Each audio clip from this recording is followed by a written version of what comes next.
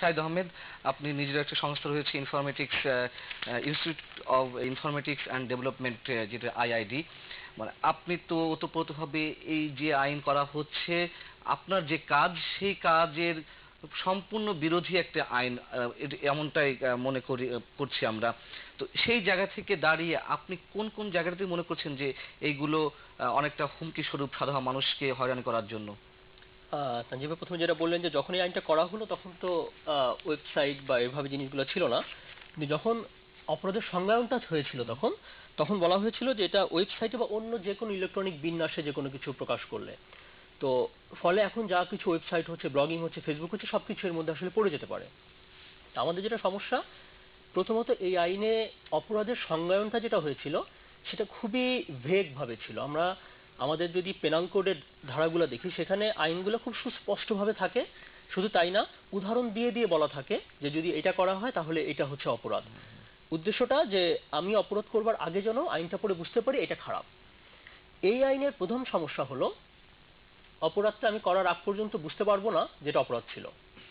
এবং কারণ যেটা হচ্ছে দায়টা যে কার উপরে বোঝা যাচ্ছে না। আপনি একটু আগে বললেন যে যেমন ধর্ম অনুভূতিতে আঘাত লাগার কারণে হয়তো কিছু একটা লেখা হতে পারে।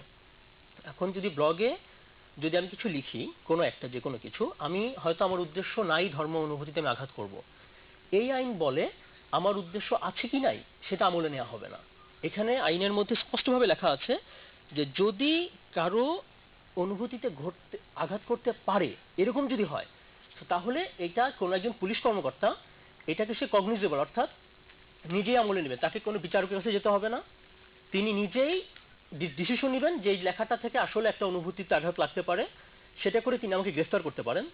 এটা অজামিনযোগ্য, ফলে আমার জামিনেরও রাইট নেই।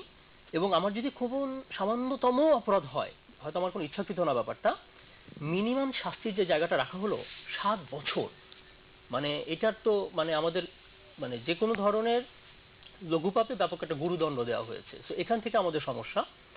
আর এমনিতেও আইনের ভাষায় বলে সে লঘু পাপটাও যে ঘটতে পারে সেই আশঙ্কাও বা কেন করা হচ্ছে? কারণ হচ্ছে একাধিক। একটা ব্যাপার হলো এখানে দেখেন, প্রথমে বলছে এখানে যে যদি এই আইনটা কেহ পড়লে, দেখলে বা শুনলে যদি অসৎ বা নীতিভ্রষ্ট হইতে উদ্বুদ্ধ হয় তাহলে এটা অপরাধ। এখন আমি একটা জিনিস লিখলাম, আমি একটা কবিতা লিখলাম, গল্প লিখলাম, যে কোনো কিছু লিখলাম, বয়স উল্লেখ করা নাই, যে কোনো একটা কিছু পড়ার পরে এখন আপনি যদি মনে করেন যে এটাতে অন্য কারো একটা অসৎ হওয়ার সম্ভাবনা তৈরি আছে বা অন্য কেউ নীতিভ্রষ্ট হতে পারে, সাথে সাথে আমি দোষী হয়ে যাচ্ছি। সো এই যে যে মানে অপরাধ যেটা, এখানে তো অপরাধটা আমি না করলেও এখানে যে কোনো একটাকেই অপরাধ বলে দেওয়ার সুযোগটা তো এখানে রাখা হয়েছে। জি, সাইদ আহমেদ, এখন এই পর্যায়ে এসে আপনার কি মনে হচ্ছে যে যেহেতু সংসদে বিল উঠে গেছে, এটার কি আর কোনো সুযোগ আছে এটা রিভিউ করার, বা এটাকে আর কোনোভাবে সংশোধনী এনে কোনোভাবে কোনো কিছু করার?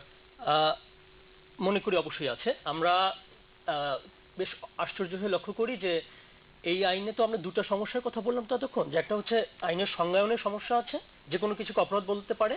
আর এই সরকার এসে যেটা করলো সেটা হচ্ছে এই প্রত্যেকটা শাস্তিকে সে অনেক ব্যাপক করে ফেললো। তো আগের সরকার এটা করেছিল তার মেয়াদের একদম শেষ পর্যায়ে, অক্টোবরের গিয়ে।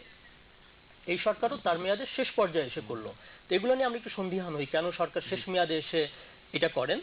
তো আমরা আইসিটি মিনিস্টারের সাথেও আমরা একবার কথা বলেছি, দেখা করেছি, আমরা বিভিন্ন সময় বলেছি যে এই জিনিসটা যেন চেঞ্জ করা হয়। এবং আপনি জানেন যে এই আইনটা সংসদ 20 আগস্টে এটা রাষ্ট্রপতির স্বাক্ষর করেছেন, গেজেটের মাধ্যমে হয়ে গিয়েছে, এটা অর্ডিন্যান্সের মাধ্যমে, যেখানে তার 3 সপ্তাহ পরেই সংসদ ছিল। শুধু তাই না, রাষ্ট্রপতির সচিবালয় জানতেন যে 3 সপ্তাহ পরে, কারণ 18ই আগস্টে অলরেডি সংসদের ঘোষণা হয়েছে যে 3 সপ্তাহ পরে সংসদ হবে। কোনো তাড়াহুড়ো ছিল না। এবং এইটার ড্রাফটটা সে গত এপ্রিল মাসে হয়ে আছে, এর মধ্যেও সংসদ ছিল। তো হঠাৎ করে সংসদকে 5 কাটিয়ে আইনটা করা হলো। আপনি বলতে চাচ্ছেন যে বিশেষ একটা উদ্দেশ্যে এই আইনটি তড়িঘড়ি করে না পাশ হওয়ার করার তো চেষ্টা কোনো করা কারণ হচ্ছে? নেই। আচ্ছা, হ্যাঁ, এবং সাইদ আহমেদ কিছু আমি বলছেন? যেটা হচ্ছে যে এখানে বলা আছে যে এমন কিছু আপনি প্রকাশ বা সম্প্রচার করেন, সো আমি যখন এবং ইলেকট্রনিক বিন্যাসে, সো আমি যদি ওইভাবে করে আমি যদি ওইটাকেও আবার রিপোস্ট করি লাইক দিয়ে বা শেয়ার করে, ওইটা সম্প্রচার হয়ে যায় ফেসবুকের সাথে সাথে আমার ফ্রেন্ড সার্কেলের মধ্যে, তো তখন ওটা তাহলে আপনি তাহলে এই আইনের মধ্যে নিয়ে আসতে পারেন। এবং আমরা জানি যে মাঝখানে সিলেটে এক ভদ্রলোক, তিনি কোনো একটাতে লাইক দেওয়ার কারণে তাকে পুলিশের কাছে যেতে হয়েছিল। এখন আমাদের সমস্যা যেটা, এবং সঞ্জীব ভাই মাত্র এটাকে বললেন যে এটা একটা ড্রাকুনিয়ান আইন। আমি জাস্ট স্বয়ং মন্ত্রী, তথ্য ও যোগাযোগ প্রযুক্তি মন্ত্রীও যে বলেছেন যে এটা কি এতটা ড্রাকোনিয়ান না। আমি একটু আসলে বিনয়ের সাথে বলবো, ড্রাকো যার নামে আসলে এই আইনটা আর কি ড্রাকোনিয়ান বলি আর কি, যে তিনি এথেন্সের একজন ছিলেন, যে তিনি প্রথম আইনগুলোকে লিখিতভাবে করেছিলেন এবং তার আইনের ছিল যে খুব ছোট ছোট অপরাধেও বড় শাস্তি হতো, যে কারণে এটা আমরা এ ধরনের আইন হলে ড্রাকোনিয়ান বলি। আমাদের এটা না, একটু ভিন্ন। আমাদের এটাতে হচ্ছে যে, একটা উদাহরণ দিলে বুঝতে পারবেন। আমাদের অনেক বড় অপরাধের শাস্তি হচ্ছে কম, ছোট অপরাধের শাস্তি বড় করা হয়েছে। কিভাবে? আমাদের পেনাল কোডের 500 ধারা অনুযায়ী আমি যদি অন্য যে কোনো ভাবে কারো মানহানি যদি ঘটাই, সত্যিকার অর্থে যদি মানহানি ঘটাই, আমার সেখানে শাস্তি হচ্ছে গিয়ে সর্বোচ্চ 2 বছর। কিন্তু যদি এখানে কোনো একটা মত প্রকাশের কারণে যদি তার ভাবমূর্তি ক্ষুণ্ণ হওয়ার সুযোগ হয়, তখন আমার এখানে শাস্তি 7 থেকে 14 বছর প্লাস 1 কোটি টাকা জরিমানা অনধিক। মজা হচ্ছে যে আমার ধরেন 146 ধারা অনুযায়ী পেনাল কোডের আমি যদি কোনো একটা রায়োটে একদম নিচে রাস্তায় নেমে অস্ত্র হাতে রায়োটে অংশগ্রহণ করে ভাঙচুর শুরু করি, আমার 146 ধারা অনুযায়ী সর্বোচ্চ শাস্তি 2 বছর। যদি এই আইন অনুযায়ী আমি এমন কিছু লিখলাম ফেসবুকে বা ওয়েবে, ব্লগে, যেখানে আইন শৃঙ্খলা পরিস্থিতি অবনতি হওয়ার সম্ভাবনা সৃষ্টি হয়, অবনতি হওয়ার কোনো কথা নাই, পুলিশের মনে হয়েছে যে সম্ভাবনা সৃষ্টি হতে পারে, সাথে সাথে আমার 7 থেকে 14 বছরের জেল প্লাস অনধিক 1 কোটি টাকা।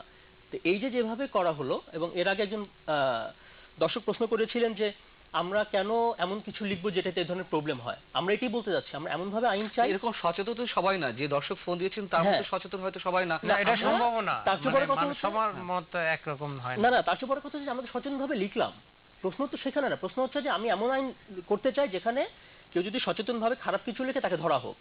প্রশ্ন হচ্ছে যেখানে আপনি বলছেন যে ঘটার সম্ভাবনা সৃষ্টি হয়, পুলিশের মনে হয়েছে যে এটা ঘটার সম্ভাবনা সৃষ্টি হয়, আমি তো সচেতন ভাবে লিখেছি, আমি জানি যে এখান থেকে কোনো কিছু সম্ভাবনা সৃষ্টি হবে। শাহিদ আহমেদ, আপনার কাছে যেহেতু আমাদের সময় একেবারে শেষ, ছোট করে যদি বলতেন, সেটা হচ্ছে আপনি বলছেন যে সংসদকে পাশ কাটিয়েই তড়িঘড়ি করে এই আইন তৈরি করার একটি অপচেষ্টা রয়েছে সরকারের, কিন্তু কেন এই অপচেষ্টা আপনার কাছে কি মনে হয়?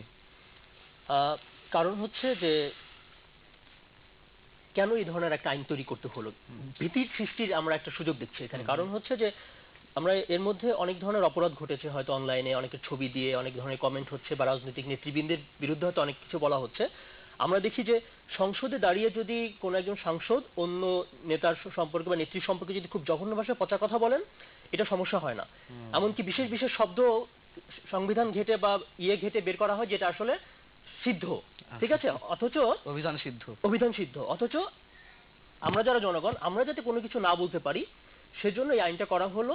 এবং যেহেতু অনেকভাবে তারা দেখা যায় যে প্রযুক্তি অনেক এগিয়ে গিয়েছে, অনেকভাবে অনেক কিছু করা যায় যেটা হয়তো তাদের ধরতে অসুবিধা হয়, পুলিশের পক্ষে বা প্রযুক্তি যারা এটা দেখছেন তাদের পক্ষে যেহেতু সমস্যা হয়, তো তারা তখন যেটা বের হচ্ছে যে আপনার মাথা ব্যথা হচ্ছে, আমি মাথাটা কেটে ফেলি। তো আপনি একটা ভীতির সৃষ্টি করলেন যাতে কেউ আর লেখারই সাহস না পায়। অর্থাৎ যেহেতু তাদের ধরতে প্রবলেম হচ্ছে কে কোথা বসে লিখছে, এটা আমার ধারণা যে তারা তড়িঘড়ি করে একটা ভীতি তৈরি করতে চাচ্ছে, সো দ্যাট কেউ যাতে এটা নিয়ে আর নাই লিখে, তাহলে তাদের কষ্ট করতে হবে না। কিন্তু সেটির মূল লক্ষ্যটা কি? এই ভীতি তৈরি করার কারণটা কি?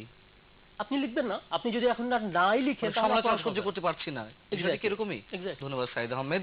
দর্শক, শেষ করছি আজকে অনুষ্ঠান, তবে যাওয়ার আগে সেই একই কথা আবারও আপনাদের সবার উদ্দেশ্যে আমরা আবার স্মরণ করতে চাই যে কখনোই কোনো দিনই গণবিরোধী কোনো কালো কানুন বা কালো আইন কারোর জন্যই সুখকর কিছু বয়ে আনেনি।